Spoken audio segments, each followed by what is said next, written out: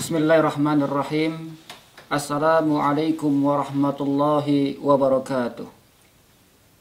Innal hamdalillah nahmaduhu wa nasta'inuhu wa nastaghfiruhu wa nastahdihi wa na'udzu billahi min shururi anfusina wa min sayyiati a'malina. May yahdihillahu fala mudhillalah wa may yudlil fala hadiyalah. Ashhadu an la ilaha illallah wahdahu la syarikalah wa ashhadu anna Muhammadan abduhu wa rasuluhu nabiyyu wa khaliluh la nabiyya ba'dah. Qala Allah ta'ala fil Qur'anil Karim, a'udzu billahi minasy syaithanir rajim.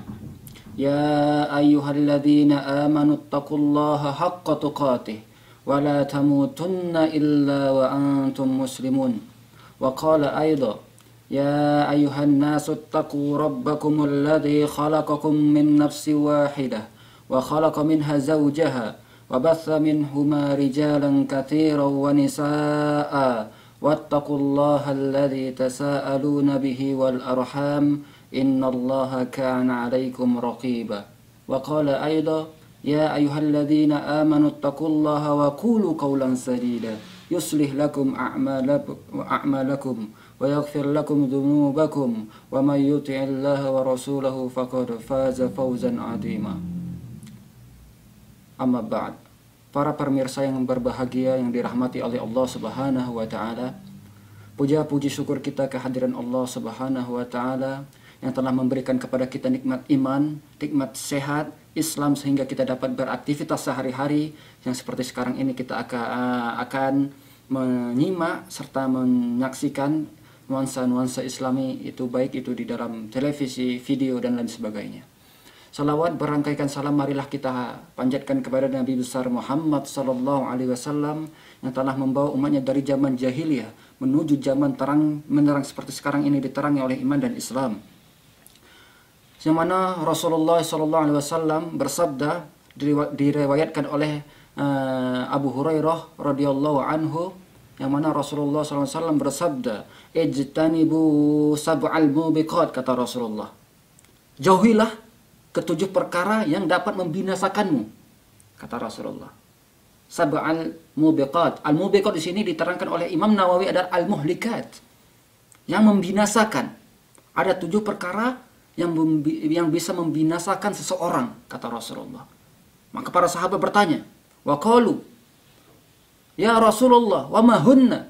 Wahai Rasulullah, apakah ketujuh perkara tersebut, wahai Rasulullah? Maka Rasulullah SAW menjawab, asyirku billah, yang pertama, yaitu menyekutukan Allah Subhanahu wa ta'ala. Yang mana syirik adalah suatu yang memalingkan suatu peribadahan selain Allah Subhanahu wa ta'ala. Yang mana Allah Ta'ala berfirman dalam surat An-Nisa ayat 48 yang mengatakan, yang berfirman, A'udzu billahi minasyaitonir rajim. Innallaha la yaghfiru ay yushraka bihi. Sesungguhnya Allah tidak akan mengampuni seseorang yang akan menyekutukannya. Wa yaghfiru ma duna dzalika liman yasha. Dan Allah akan mengampuni dosa-dosa selain syirik bagi Allah kehendaki. Itu.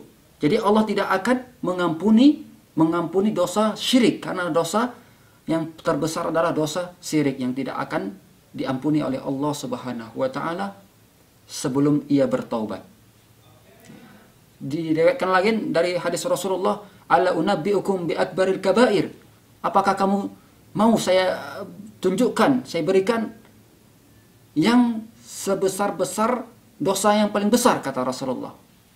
Maka para sahabat bertanya, apa ya wahai Rasulullah?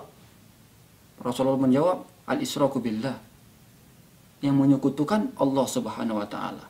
Di sini syirik terbagi atas 2 perkara, yaitu syirik besar dan syirik kecil. Syirik besar adalah suatu persekutuan, berpalingan kepada Allah SWT dalam peribadahan, yang mana seseorang yang melakukan syirik besar tersebut, ia adalah orang yang kufur, yang akan kekal di neraka sebelum ia bertaubat.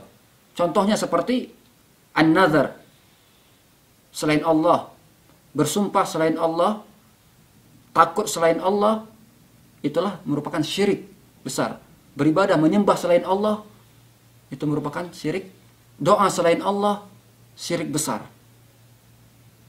Yang mana seseorang yang melakukan yang syirik besar akan kekal di dalam neraka. Khuruju minal millah, keluar dari agama. Kemudian syirik kecil, yang mana syirik kecil ini adalah orang yang memalingkan, menyekutukan suatu selain Allah dan tidak kekal di dalam neraka. Akan tapi ini merupakan dapat mengurangi suatu ketauhidan seseorang yang telah ada. Bahkan ini suatu wasilah untuk menjelang syirik besar. Makanya syirik besar seperti yang diterangkan oleh Rasulullah SAW, syirik kecil adalah ar-riya, yaitu melakukan suatu ibadah bukan karena Allah, ingin dilihat oleh makhluk Allah, ingin didengar oleh makhluk Allah, itulah syirik kecil. Jadi syirik besar dan adalah syirik kecil. Syirik besar adalah orang yang menyekutukan Allah SWT, maka ia telah keluar dari agama Islam dan kekal di neraka. Sedangkan syirik kecil adalah syirik yang menyekutukan Allah Subhanahu wa taala, akan tetapi dia tidak keluar dari agama Islam dan tidak kekal pula di dalam neraka. Akan tetapi perlu kita ketahui bahwa syirik merupakan salah satu dosa yang terbesar yang tidak dapat diampuni oleh Allah Subhanahu wa taala sebelum seseorang itu taubat. Makanya kita harus berhati-hati terhadap syirik. Menyembah sesuatu selain Allah, meminta, berdoa sesuatu selain pada Allah Subhanahu wa taala. Sumpah selain Allah Subhanahu wa taala. Na'udzubillah. Itu yang pertama, perkara yang dapat membinasakan manusia, membinasakan seseorang baik itu dunia dan akhirat. Yang kedua adalah as-sihru, yaitu perbuatan sihir.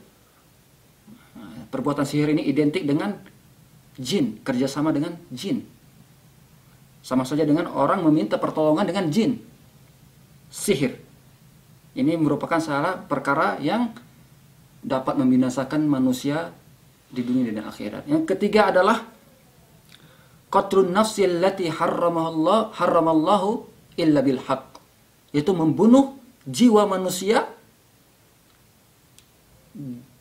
tanpa sebab. Jadi membunuh seseorang muslim merupakan dosa yang sangat besar. Diriwayatkan hadis Rasulullah, sibabul muslimi fusukun wa qitaluhu kufrun. Orang yang membunuh seorang muslim bisa dapat kufur. Kemudian yang keempat adalah aklur riba. Aklur riba, memakan harta hasil riba.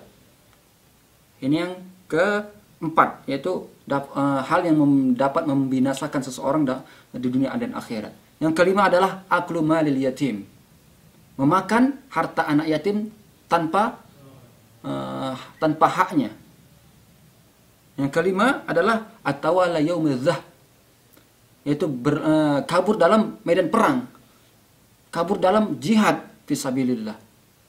Ini merupakan hal juga yang keenam yang dapat membinasakan seseorang dalam dunia dan akhirat, yang seperti ini disabdakan oleh Rasulullah SAW. Kemudian yang ketujuh adalah qadzful muhsanat al-mu'minat al-ghafilat, yaitu menuduh, menfitnah seseorang wanita yang suci, yang terlepas dari dosa.